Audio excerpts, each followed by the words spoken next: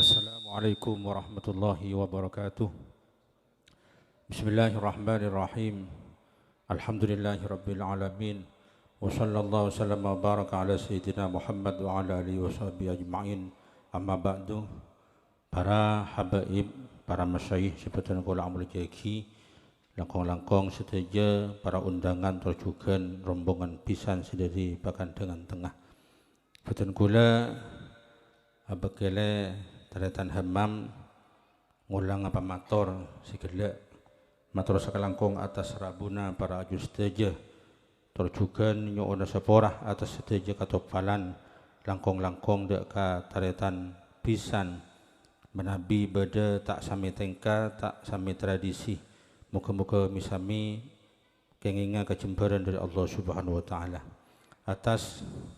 pamasrahan seampon iaturaki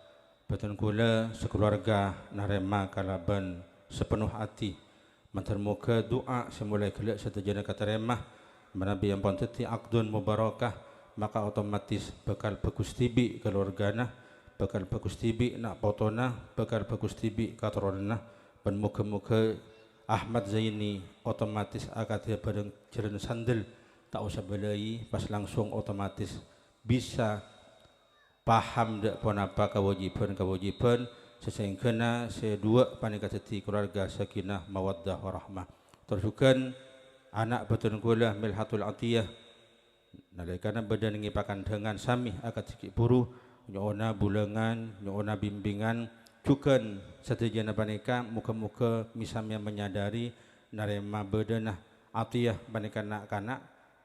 pas Zaini jai pon segala yang kina kana atempor pada nak kanan insyaallah tetiring tua si sempurna amin ya rabbal alamin muka-muka kenging ridho pon Allah Subhanahu wa taala bentuli yang aku ngipoto se soleh-soleh hasi banyak kang kui mapunga Gusti Kanjeng Nabi Muhammad sallallahu alaihi wasallam sakadintah pamatar akhiran assalamualaikum warahmatullahi wabarakatuh.